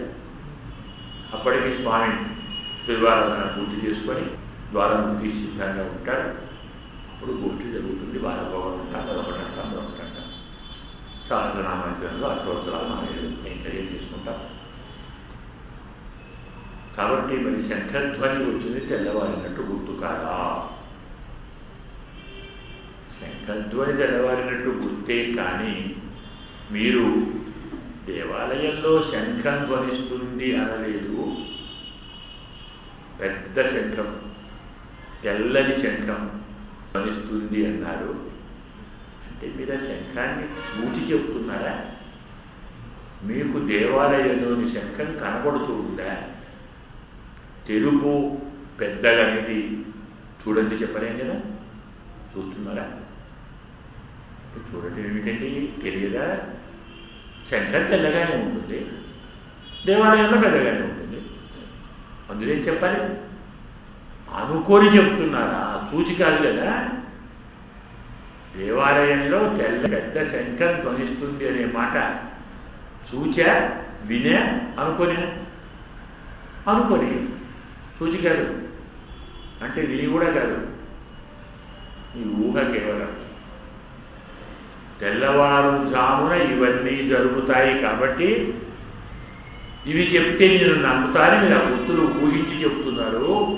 వాస్తవంగా అది అరిచేటువంటిది ఏమీ కాదు, అంటే ధ్వని చేసేది కాదు, అది గుర్తు కాదు. సరే పోనివ్వండి, అయినా తెల్లవారింది అనుకుందాం, మేమనే ఒప్పుకుందాం. కానీ లేచి ఏం చేయాలి? త్వరగా లేచి ఏం చేయాలి? అసలు ఎందుకు లేవాడి? నేను హాయిగా పరమాత్మ అనుభవిస్తున్నాను చాలా. అయ్యో పెద్ద ఆపద వచ్చిందమ్మా స్వామికి, ఓ పెద్ద రాక్షసి వచ్చినది. పూతన బాలఘాతిని అంటారు మహానుభావుడు. పసిపిల్లులను చంపే ఒక బాలగ్రహం. ఆనాడు యోగమాయ యశోదమ్మ ఇంటి నుండి వసుదేవుడు తీసుకొని వస్తే అమ్మాయిని కూడా చూడకుండా కంసుడు చంపటానికి ప్రయత్నిస్తే ఆమె ఆకాశంలోకి వెళ్ళి కిమ్మయ హతయ మూఢ, నన్ను చంపేలాగా, నిన్ను చంపడు, ఎక్కడో పుట్టాడు పెరుగుతున్నాడు, చేతనైతే వాడిని చంపు వెళ్ళి అని చెప్పి అంతర్ధానం చెందితే స్వామి కంసుడు తన మంత్రులను సామంతులను సేనాపతులను అనుచరులను పరిచారులందరినీ సమావేశపరిచి ఏం చెయ్యాలి? నన్ను చంపేవాడు ఎక్కడో పుట్టి పెరుగుతున్నాడట, ఇలా మనం వదిలిపెడదామా? శత్రువు చిన్నవాడైనా ఉపేక్షించకూడదు. నిప్పురవ్వ చిన్నదైనా గడ్డివాములో పడితే పరిస్థితి ఏమిటి? మొత్తం తగలబడిపోతుంది. అంటే మంత్రులు రాజుకు తగ్గవారే. మనకు మాట చెప్తాడు భర్తృహరి, రాజా రాక్షస రూపేణ వ్యాఘ్ర రూపేణ మంత్రిడను. కలియుగం ఎలా ఉంటుంది అంటే, కలియుగంలో రాజు అంటే పరిపాలించేవాడు రాక్షసుడుగా ఉంటాడు. రాజు రాక్షసుడిగా ఉంటే మంత్రులు ఎలా ఉంటారు? వ్యాఘ్ర రూపేణ మంత్రిడ, మంత్రులు పెద్ద పుల్లాగా ఉంటారు. మరి రాజుగారి సేవకులు ఎలా ఉంటారు?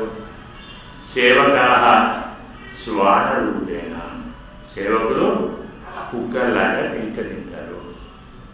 మరి ప్రజలు రాజా ప్రజా రాజలా ప్రజలు అలాగే ఉంటారు. అలాంటి కంసుడు కాబట్టి మంత్రులు ఏమన్నారు? ఎందుకు భయపడతావయ్యా, ఈ మధ్యనే పుట్టి ఉంటాడు కదా, ఎక్కడున్నా 10 రోజుల లోపు అయి ఉంటాడు, లేదు 10 రోజులు దాటి ఉంటాడు. నిర్దశాంశ్చ హరిష్యామ, మేము బయలుదేరుతాం, నీ రాజ్యంలో ఈ ప్రాంతం అంతా వెతుకుతాం. 10 రోజులు దాటని పిల్లలను, 10 రోజులు దాటిన పిల్లలను అందరినీ చంపేస్తాం. ఇంకా నీకు శత్రు భయం ఉండదు అని ఈ మహానుభావులు మంత్రులు సలహా ఇస్తే రాజు ఆమోదించాడు. ఆయువు యశ భగ ఏమంటారు వరుసగా, ఇవన్నీ కూడా అంతి సర్వాణి శ్రేయాంసి పుంసాం మహదతిక్రమ. చెప్తారు చక్కగా. ఆయుష్యము, ఐశ్వర్యము, కీర్తి, సంపద, భోగములు ఇవన్నీ కూడా పెద్దలను అతిక్రమిస్తే అన్ని శ్రేయస్సులు నశిస్తాయి. మరి పాపం బాగా పండాలి కదా. కంసుని పాపం బాగా పండటానికే యోగమాయ నిన్ను చంపేవాడు ఎక్కడో పుట్టి పెరుగుతున్నాడు అని చెవిలో పడేసి వానిలోని పాపపు బుద్ధిని రెగొట్టింది. ఆ ప్రయత్నంలో అందరూ బయలుదేరితే అందులో ఒక ఆమె పూతన బాలగ్రహం. ఒక్కొక్క ఊరిలో ఒక్కొక్క ఇంటికి వెళ్ళి పసిపాపలు ఉన్నారేమో చూచి వారికి తన చనుబాలించి వారిని చంపుకుంటూ వెళుతూ రేపల్లెకు వచ్చినది. ఇక్కడ చాలా ఇళ్లలో శిశువులను సంహరించాలి, కానీ రాజు మొదటే ఉంది, ముందరే ఉంది. అది నందుడు. ఆ ఇంటి పైనుంచి వెళుతూ ఉంది, పాపం చూడలేదు. కిట్టయ్య చూశాడు, అయ్యో ఈమె నన్ను చూడకుండా పోతున్నది ఏమిటి అని ఆ పైకి పోతుంటే క్యావ్ అన్నాడు. చిన్న ఏడు ఏడిచాడు. పసిపిల్లవాడు కదా, అరే ఏడుస్తున్న పిల్లవాడు ఏమి వచ్చింది చూస్తే అమ్మా ఉన్నావా వచ్చేసింది. ఆమె పైనుంచి పోతుంటే ఏడ్చాడు. ఆమె లోపలికి రాగానే రెండు కళ్ళు మూసుకున్నాడు గట్టిగా, భయం అన్నాడు. కూతనే కదా, ఏమో రాక్షసి అని కాదు, తన కటాక్షం పడితే అది చావదు, ఎందుకు మూసుకున్నాడు. సరే, ఆమె ఒక చక్కని అందమైనటువంటి గోప కాంతగా వేషం మార్చుకొని వచ్చినది. ఆ తల్లి కృష్ణ పరమాత్మ ఉయ్యాల దగ్గరికి వెళుతుంటే అక్కడ ఉన్నటువంటి తల్లిని అంటే యశోద కానీ ఇతరులు కానీ సాక్షాత్ శ్రీహి ప్రేషిత లక్ష్మీదేవి వచ్చిందో ఏమో. ఎందుకు? ఆయనే ఉన్నాడు కదా, వాళ్ళ ఆయన చూసుకుందామని వచ్చిందేమో అని చెప్పాను. జ్ఞాపకండే కృష్ణావతారంలో కృష్ణుణ్ణి దేవుడని భగవంతుడని ప్రతి పక్షికి, ప్రతి పిట్టకు, ప్రతి రాయికి తెలుసు, అందరికీ తెలుసు ఆయన భగవంతుడు పరమాత్మ. తన భర్త ఉన్నాడు కాబట్టి తనతో చూసుకోవడానికి లక్ష్మీదేవి వచ్చిందేమో అనుకొని ఎవరంతల వారు మనిషి దండం పెడుతూ కూర్చున్నారు, తల్లిపోతున్నది. లేకుంటే ప్రపంచంలో ఏ తల్లి అయినా తన కుమారునికి మరొక స్త్రీ పాలిస్తానంటే చూస్తూ ఊరుకుంటుందంటే ఎవరు నొప్పుకుంటావా? ఎవరు మాట్లాడలేదు, ఆపలేదు, వారించలేదు, తొలగించలేదు, వెళ్ళగొట్టలేదు.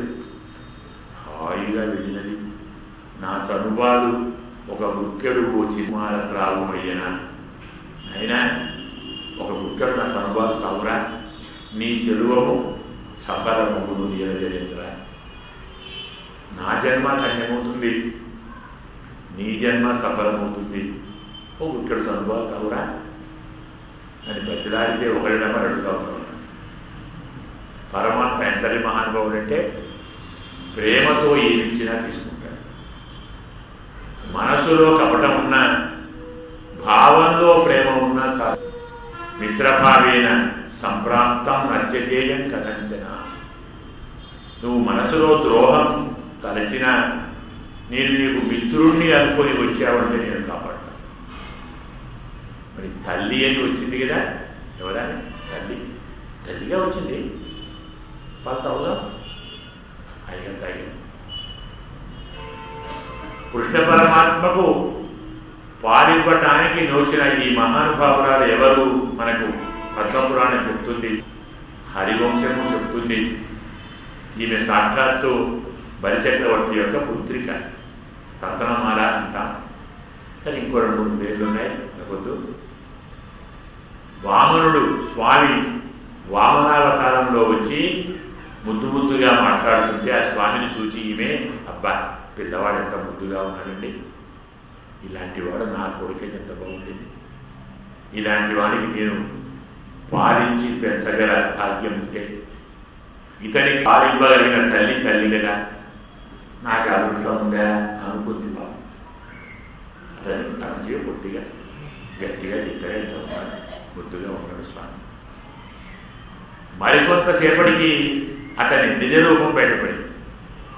ఇంత కపట వీడు, ఈ దుర్మార్గుడికి విషం పాలించి చంపాలి అని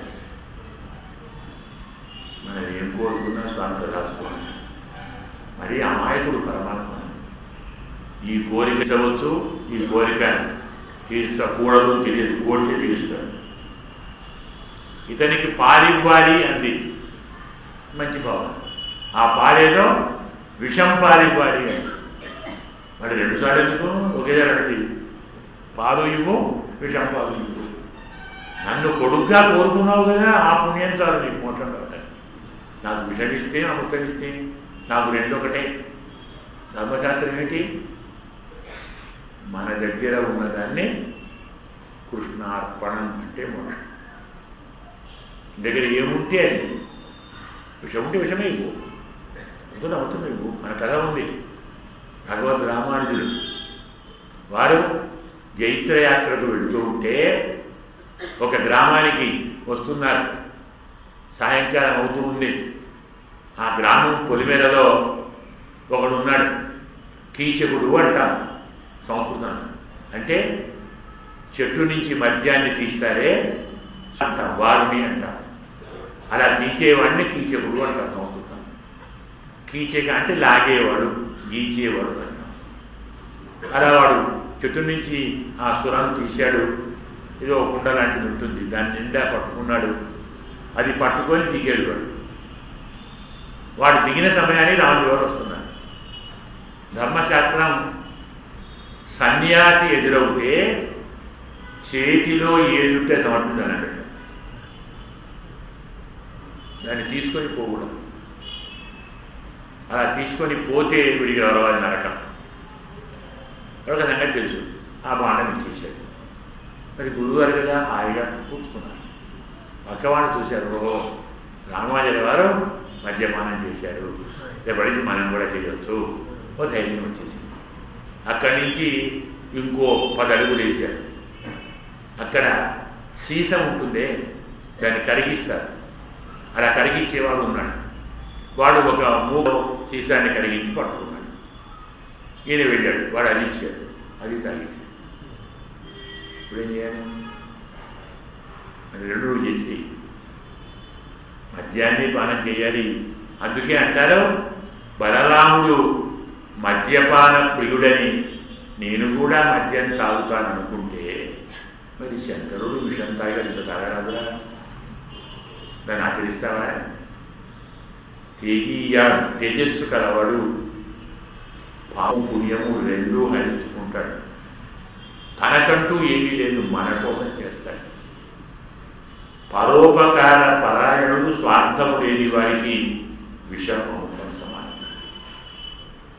కృష్ణ పరమాత్మకు ఆయన చస్తాడా అంటే మరణం ఉందా, పుట్టుక ఉందా? అది కాక కృష్ణుడు విషం తాగితే విషం ఎక్కలేదా అంటే పోతనంటాడు, ఆయనే విషము అంటాడు. నిలువెల్ల విషం కృష్ణుడు. ఆయనకు విషం ఏం చేస్తుంది? ఎందుకంటే విషధర రిపు గమనునకు. పరమాత్మ వాహనం ఉంటే అదెవరు? గరుత్మంతుడు. వాడికి ఆహారం ఏంటి? పాములే కదా. విషము ధరించే సర్పాల శత్రువు వాహనము. పోనీ వాడి ఫ్రెండ్ అయినా మంచోడంటే ఆ ఫ్రెండ్ గొంతులో విషం ఉంది. తర్వాత ఎవడంటాడు? శంకరుడు అండి. గణనుడుగా వాహనమేమో గరుడు, ఫ్రెండ్ ఏమో గొంతులో విషం ఉంది. పోనీ కాస్త బిడ్డగా మంచిదేమంటే అదంతా విషమేనా? ఎవరు బిడ్డు? అది బిడ్డండి, విషం కదా పాము. పోనీ కాస్త కొడుకైనా మంచివాడంటే వాడు పుట్టింది విషంలోనే, బ్రహ్మగారు.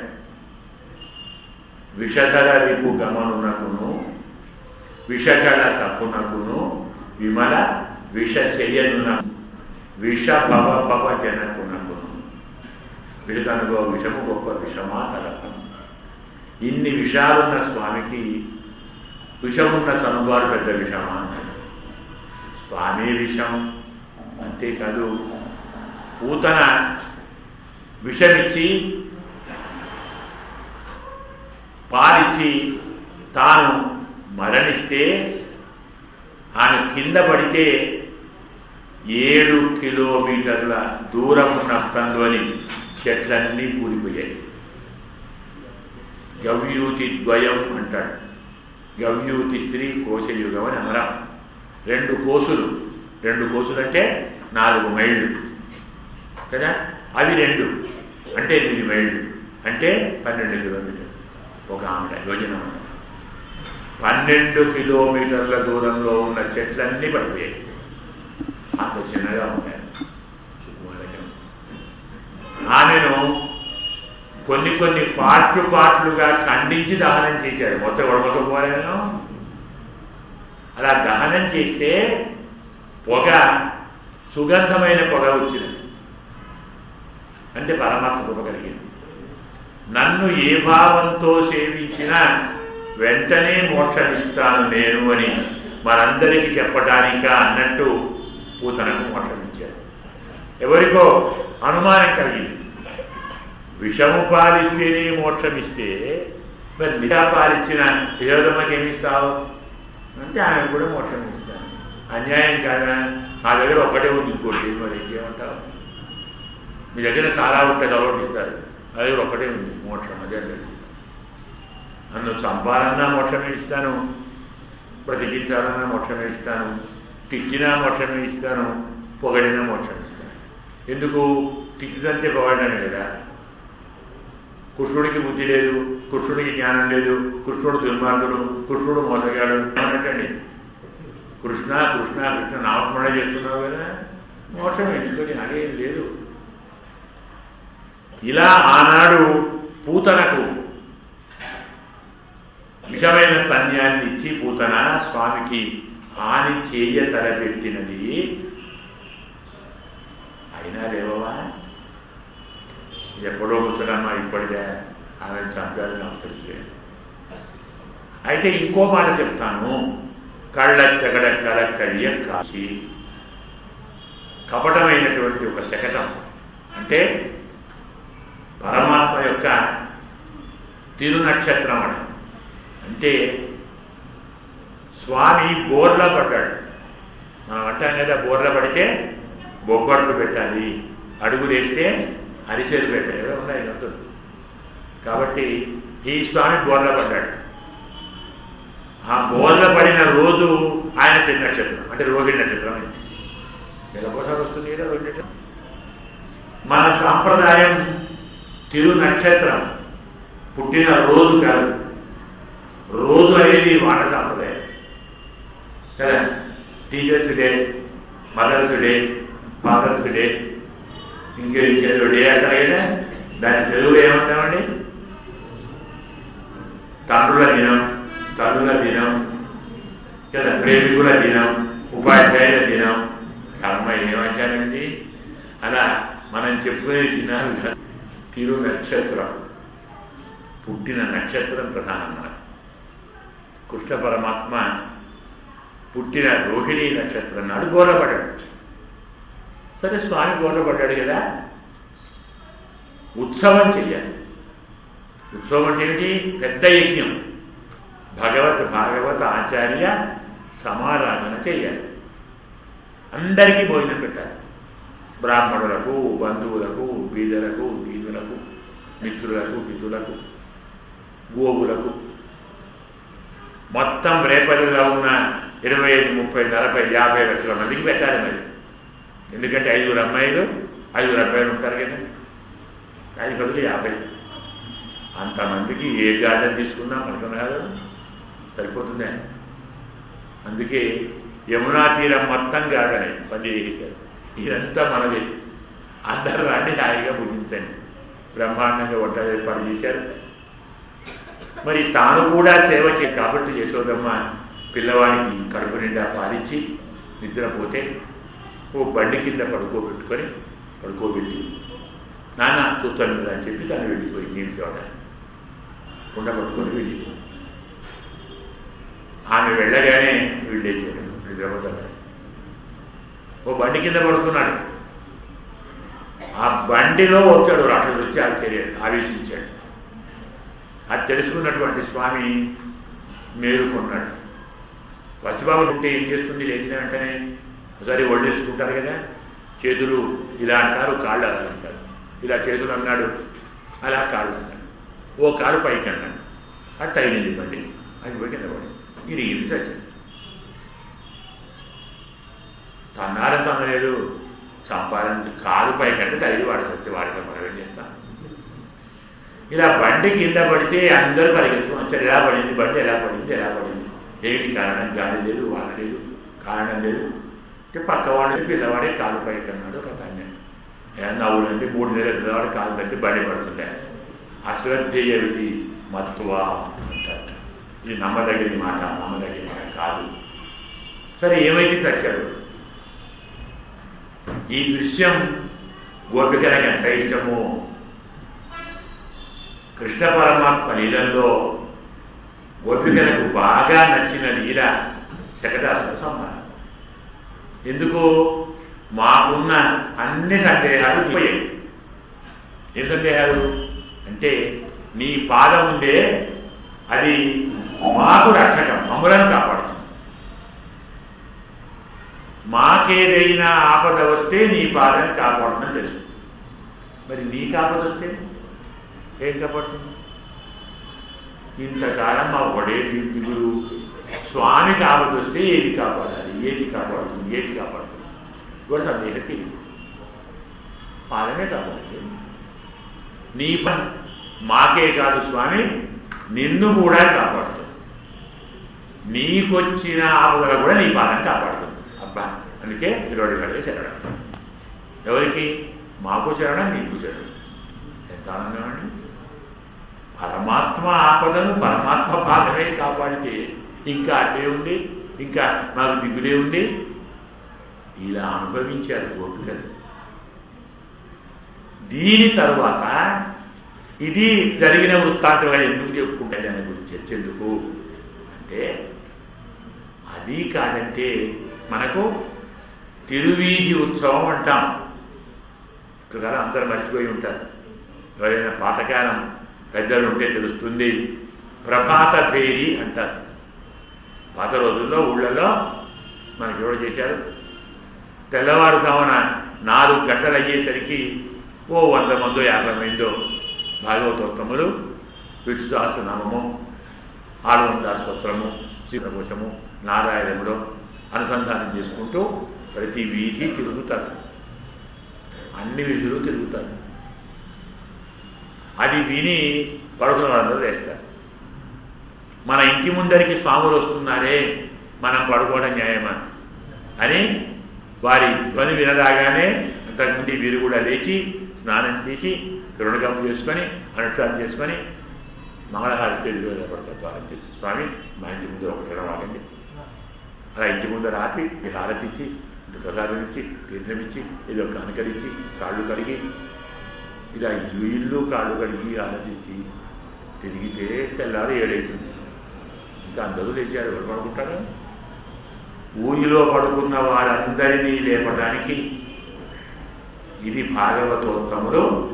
ఇదే పుళ్ళు చిరంజనగా పట్లు అరుస్తున్నాయని ఇదే ప్రభాత భేరి తిరువీధి ఉత్సవం. మా చిన్నప్పుడు చూశాం, మేము అందులో పాల్గొన్నాం. సీతారాంబాబులో ఉన్నప్పుడు తెల్లవారుజామున 4 అయిందంటే ఎవరు పడుకోలేదు. 3:15 లేవాలంటారు. 4 గంటల మన ఇంటి స్వాములు వస్తారు.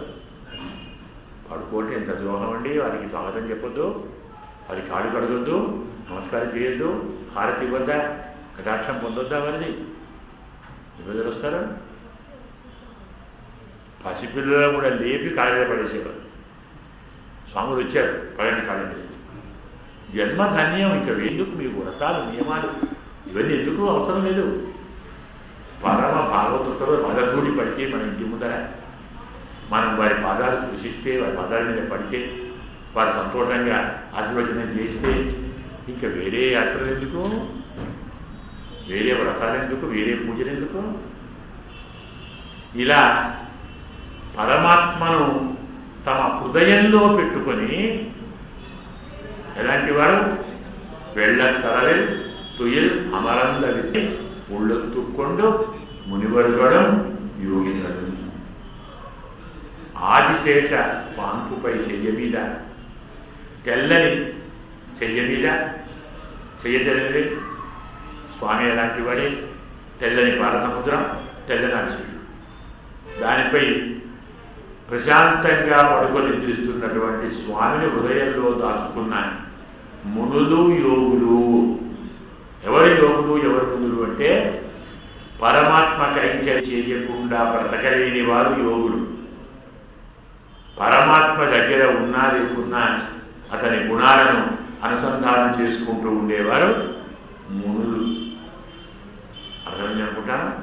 లక్ష్మణస్వామి నీవు ఇక్కడే ఉండురా నాన్న అంటే జలాన్ మత్స్యావివోద్ధృతవు, నీటి నుండి బయటపడవేసిన చేపపిల్లలాగా నువ్వు లేకుంటే నేను సీత బతకలేము, ఇక్కడనే చేస్తాం, నిన్ను విడిచలేము.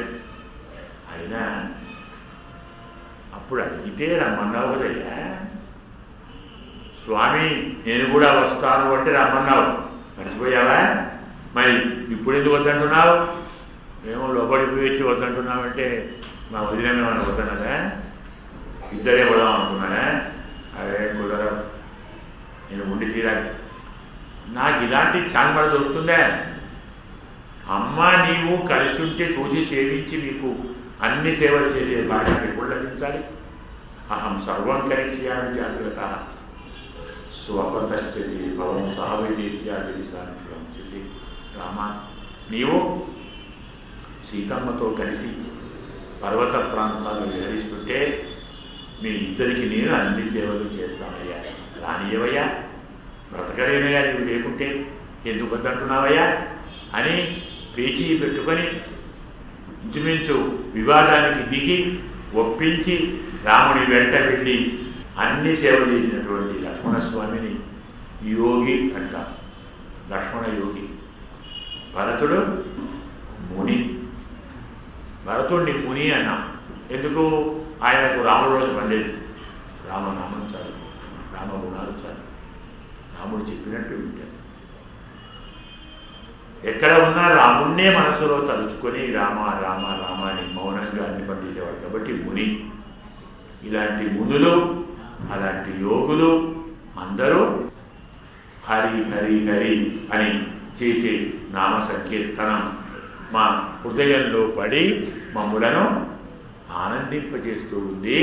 అయినా ఇంకా నీవు లేవవా అంటే వాక్యార్థాన్ని త్వరగా ముగించుకోవాలి. మొదలే చెప్పాను, తిరుప్పావై పాశురం ఎన్నడూ అయిపోయింది అనే ప్రశ్న లేదు. మొదలే చెప్పాను, జ్ఞాపకం అనుకుంటాను. పాశురం మొత్తాన్ని మాకు తృప్తిగా చెప్పాలి అన్నా, మీకు తృప్తిగా వినాలి అన్నా ఓ 9 గంటలు కావాలి. అంటే 6:30 నుంచి 9 గంటలంటే ఊహించే ఎంత అవుతుందో కదా. ఏ 3:30 4:30 కావాలి. అదంతా కాని పని. కాబట్టి చెప్పుకున్నాం, తిరుపావు చెప్పుకున్నాం అని చెప్పుకున్నాం, అర్థం చెప్పుకున్నామండి. ఎంత చెప్పుకున్నాం ఎంతో వద్దు, భగవంతుని చూసామంతే కదా. ఎందుకు? విష్ణుముఖం వీర్యాన్ని ప్రవోచం, పరమాత్మ దివ్య గాథ చెప్పుకున్నాం అని చెప్పుకున్నామా అంతే. కాబట్టి అయిపోయింది అనుకున్నాం, ముందుకు వెళ్ళినాం. ఇంక ముందుకే వెళ్ళాలి. ఇంకో అర్థం ఉందా?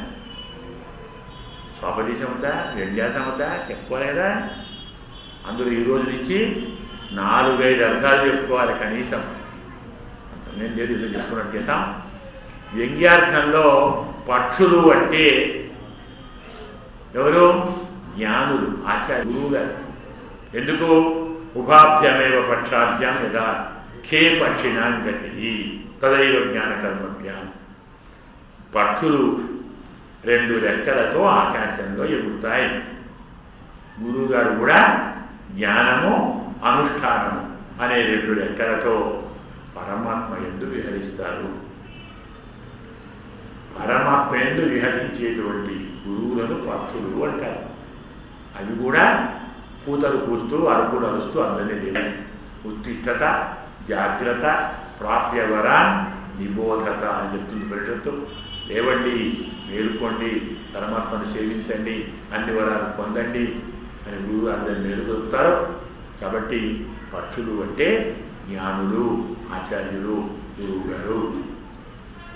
ఇంకేం కావాలి? పక్షి రాజు అంటే గరుత్మంతుడు, వేదాత్మ విహమేశ్వర. గరుత్మంతుడు అంటే వేదము, వేదానికి నిలయము పరమాత్మ. పరమాత్మ యొక్క శంఖము వేదానికి మూలము. మూలం అంటే ఏమిటి? వేదానికి మూలం ఏమిటి? ప్రణవము అంటే ఓంకారము. ఓంకారం పెద్దగా ధ్వనిస్తూ ఉంది అంటున్నాడు. ధ్వనించడం వేరు, పెద్దగా ధ్వనించడం లేదు.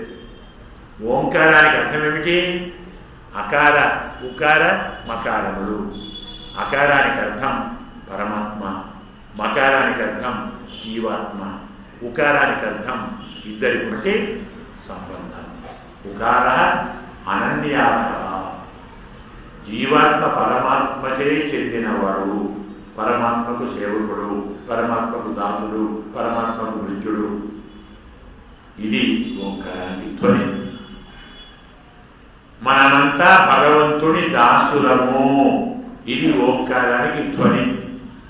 దాని యొక్క పెద్ద ధ్వని మనమంతా భాగవత దాసులము, అంటే భక్తులము. మమ మధు భక్త భక్తేషు ప్రీతి అభ్యధిక మత అంటుంది శాస్త్రం. పరమాత్మకు భక్తుల నీతి కంటే భక్తుల మధురం. అందుకే వ్యంగ్యార్థం, ఓంకారానికి వ్యంగ్యార్థం భాగవత భక్తులము. ఇది ధ్వని.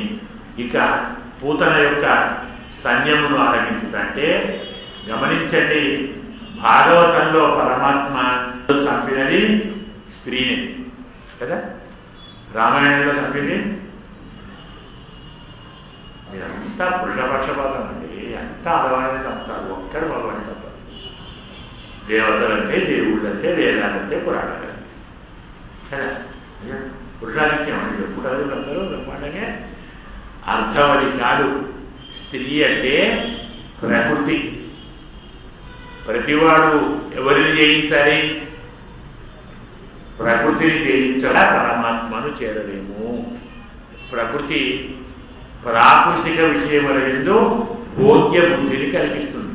చెట్టు బాగుంది, పుట్ట బాగుంది, గుట్ట బాగుంది, చెరువు బాగుంది, నది బాగుంది, పర్వతం బాగుంది, గుహ బాగుంది, తోటలు బాగున్నాయి, పక్షులు బాగున్నాయి, పాములు బాగున్నాయి, తేళ్లు బాగున్నాయి, సరస్సులు బాగున్నాయి, నదులు బాగున్నాయి, సముద్రాలు బాగున్నాయి. ఇవన్నీ సృష్టించినవాడు బాగా బాగున్నాడే.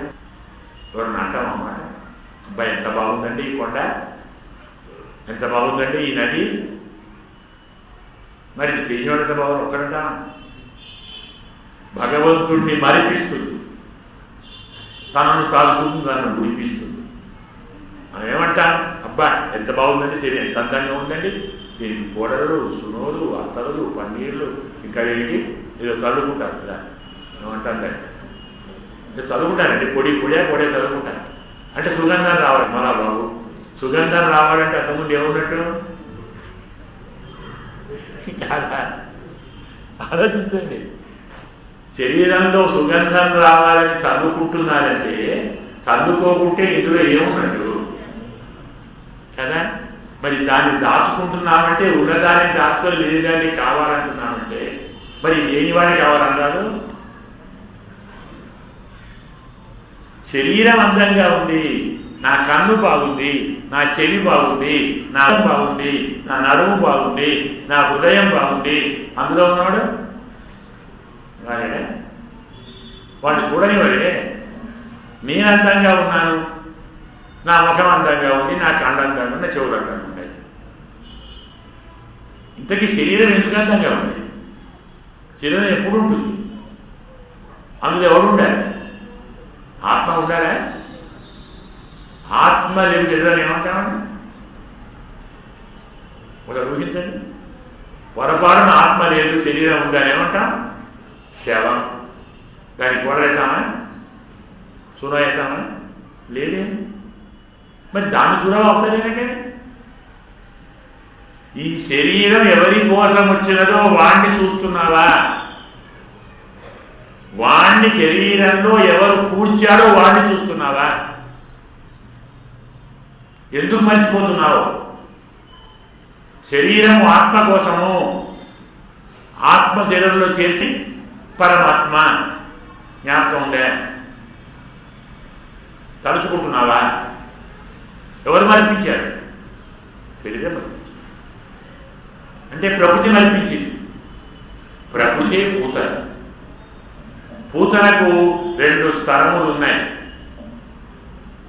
ప్రకృతి 2 స్థలములు ఉంటాయి. ఒకటి అహంకారం, మరొకటి మమకారం. అందులో ఏముంటాయి? మామూలు పూతన స్థానములో విషం ఉంది, ప్రకృతి స్థానములలో విషయం ఉంది. విషయము అంటే ఈ వర్షం ఎక్కువ. శబ్దము, స్పర్శ, రూపము, రసము, గంధము, వీటిని విషయములు అంటారు. విషం ప్రమాదకార, విషయం ప్రమాదకార అంటే విషంకే ప్రమాదకారి విషయం. ఎందుకు? విషం తాగిన వాడిని చంపుతుంది, విషయం తలచిన వాడిని చంపుతుంది. ఫలానా అమ్మాయి ఎంత అందంగా ఉంది, నేను ఆవిడేం బతకలేను, తలుచుకుని చేస్తాడు. తలుచుకుంటే అమ్మాయిని పొందితే కాదు, ఫలానా అమ్మాయి బాగుంది, ఫలానా అబ్బాయి బాగున్నాడు అనుకుంటూ ఆ కళ్ళు చచ్చిపోతాడు.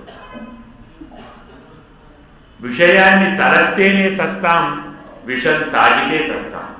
విషం గొప్పదా, విషయం గొప్పదా? మరి కాబట్టి ప్రకృతి అనేటువంటి పూతనకు ఆచరణలో అనేటువంటి స్థానములలో విషయం అనేటువంటి విషం ఉండి మనం పోతే మనం తాగితే చస్తాం. ఆ విషయాలను పరమాత్మకి ఇవ్వండి, పరమాత్మ తాగితే పూతన చస్తుంది.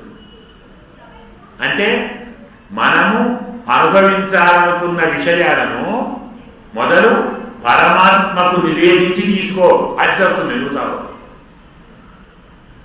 శబ్దమైన, రూపమైన, స్పర్శైన, రసమైన, గంధమైన కృష్ణార్పణం అని స్వామికి అర్పించి దాన్ని నీవు ఆరగించు. అంత చెయ్యి, ప్రసాదాన్ని స్వామికి నివేదన చెయ్యి, నువ్వు తీసుకో. అది అప్పుడు విషయం కాదు, విషము కాదు, అమృతం అవుతుంది. ఆరగింపు చెయ్యకుంటే సాధం, ఆరగింపు చేస్తే ప్రసాదం. అర్థమైందే? ఏమంటా? చిన్న అక్షరం. మనమే వండుకొని తింటే సాధం, పరమాత్మ నివేదన చేస్తే ప్రసాదం. అందులో విషయం పోయింది. ప్రకృతి చస్తుంది, మనం బతుకుతాం. పరమాత్మే ప్రకృతికి ఉన్నటువంటి, ప్రకృతి వల్ల కలిగేటువంటి అహంకార మమకారాలను పరమాత్మే తొలగిస్తాడు. మనం అనుభవిస్తే మునిగిపోతాం అనేటువంటి తత్వాన్ని మనకు పూతన సంహారం తెలియజేస్తుంది. గురువు గారు ఈ మమకార అహంకారాలను తొలగిస్తారు. అస్మద్గురుభ్యో నమః అని మనం ప్రధానం స్వీకరించామనుకోండి, ఆఖరి సందార్థము రుచి కాదు, మన పవిత్రమవుతుంది, బుద్ధి పవిత్రమవుతుంది. ధర్మాన్ని, సత్యాన్ని, జ్ఞానాన్ని అలవరుచుకుంటాం. మరొకటి శకటాసురుడు అంటాం. ఇతను శం కటయతీది శకట అని. శకటం అంటే మన శరీరం. ఎలాగూ సుఖాన్ని పోగొట్టేది అని అర్థం. శం కటయతి, శం అంటే సుఖం, దాన్ని కటయతి అంటే కట్ చేస్తుంది. కట్ ఇంగ్లీష్ కాదు, సంస్కృతం. అర్థం కాదు. చాలా పదాలు ఇంగ్లీష్లో ఉన్నాయి, దాని సొంత సొత్తు కాదు. రకరకాల భాషలు తెచ్చుకొని పెట్టుకున్న అంటుంది. మదర్, ఫాదర్, బ్రదర్, చైల్డ్, ఇవన్నీ ఎవరి సొమ్ము? మాతృ, భ్రాతృ, పితృ, చీర. మాతృ, మదరు, ఫాదరు, ఇవే.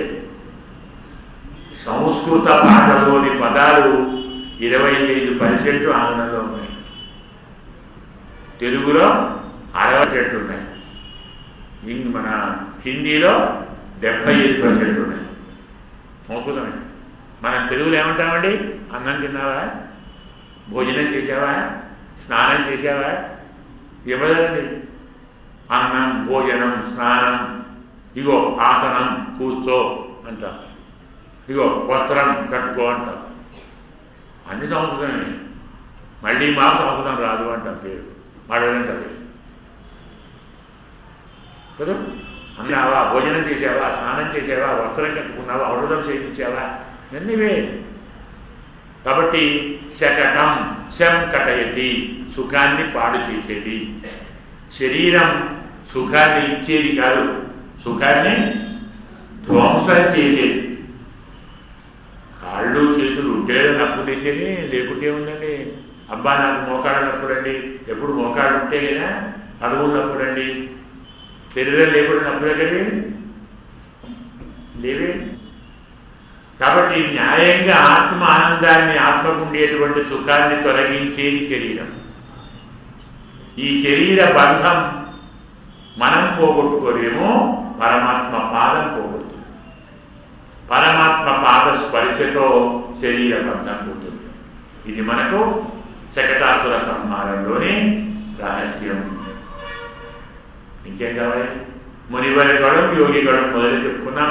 ఆచార్యుడే మనకు క్షీరసాగరం ఉంటే పరమాత్మ యొక్క అనంతమైన కళ్యాణ గుణములు, అందులో ఉండేటువంటి ఆదిశేషుడు గుణ ఉపదేష్ట పరమాచార్యుడు, అతనిలో వెంచేసి ఉండేటువంటి పరమాత్మ ఆచార్య కృప లబ్ధ పరమాత్మ, అతని యొక్క దివ్య దర్శనం పరమాత్మ అనుభవం. అనుభవాన్ని పొందినటువంటి గురువు గారు తమ ఆనందాన్ని హరినామ సంకీర్తనతో వ్యక్తీకరిస్తారు. అవే మనకు తిరుమంత్రము, ద్వయమంత్రము, చరమమంత్రము. ఇలా పరమ హృదయంలో దాచుకున్నటువంటి మునులు, యోగులు అంటే ఆచార్యులు, పరమాచార్యులు. వారు హరి హరి అంటున్నారంటే మనకు మంత్రోపదేశం చెయ్యటానికి ఆచార్యుల వారి మన దగ్గరికి వచ్చినా ఇంకా పడుకొని ఉంటావా, తెచ్చి స్వాగతం చెప్పవా, ఉపదేశాన్ని పొందవా అనేది మనం సంగ్రహంగా ఈ అర్థాన్ని కూడా చెప్పుకున్నాం. ఇక మరొక అర్థం కూడా చెప్పుకోవాలి. కాబట్టి గురు పరంపరలో మొదటి వాక్యం అస్మత్ గురుభ్యో నమః కదా. లేదా గురువు గారు పిల్లాయే కదా, పిల్లవాడు. పిల్ల అంటే పాండిత్యం నిర్విద్య బాల్యేన తిష్టాసే. బాగా చదువుకున్నవారు పసిపాపంలాగా మౌనంగా అమాయకంగా ఉంటారు. రాగద్వేషాలకు అతీతులు బాలులు. గురువుగారు కూడా రాగద్వేషాలకు అతీతులు. అందుకు అస్మత్ గురుభ్యో నమః. తర్వాత మరి ఒక ఆడువార్తలు చెప్పాలి కదా, ఆండాడమ్మ ఎవరితో మొదలు పెట్టాలి? ప్రథమాతిక్రమణే మానాభావతని తన నాన్నగారిని కాదంటుందా. ఆయన నాన్నగారు ఎవరు? విష్ణు చిత్తులు. ధర్మశాస్త్రం ఏమిటంటే ఆత్మనామ గురోర్నామ నామాతిక్రమణస్య శ్రేయస్కామ నవరుణీయ జ్యేష్ఠాపత్యకరత్రయో. శ్రేయస్సు కోరేవాడు తన పేరు తాను చెప్పుకోకూడదు, గురువుగారి పేరును కూడా చెప్పకూడదు. అలాగే నామ అతికృపణస్య పరమ లోభి పేరును చెప్పకూడదు. అలాగే భార్య పేరు చెప్పకూడదు, పెద్దబ్బాయి పేరు చెప్పకూడదు. అందుకే మనం ఏమంటాం మా రోజుల్లో మా పెద్దబ్బాయి అండి అంటే, అరే పెద్దబ్బాయి పెద్ద పేరు పిలవరు, భార్య పేరు పిలవరు. అది శాస్త్రం. మరి మరి నాన్నగారి పేరు ఎలా పిలుస్తాం? పెద్దవారు గురువు గారు కదా. అందుకే అర్థాన్ని చెప్పింది ఏమని?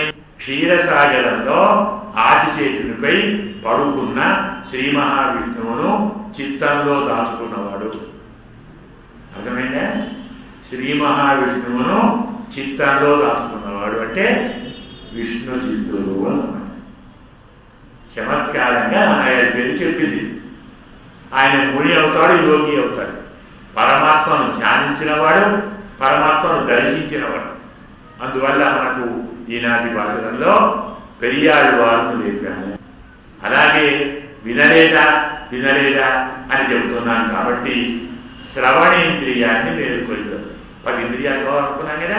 మొదటి రోజు శ్రవణేంద్రియాన్ని, శ్రవణేంద్రియాన్ని ఒక 3 పాత్రల్లో చెప్తారు. అయితే మొదటిది శ్రవణమని, రెండోది ఘ్రాణమని, మూడవది చక్షు అని మనకు వ్యాఖ్యానాలు చెప్తారు.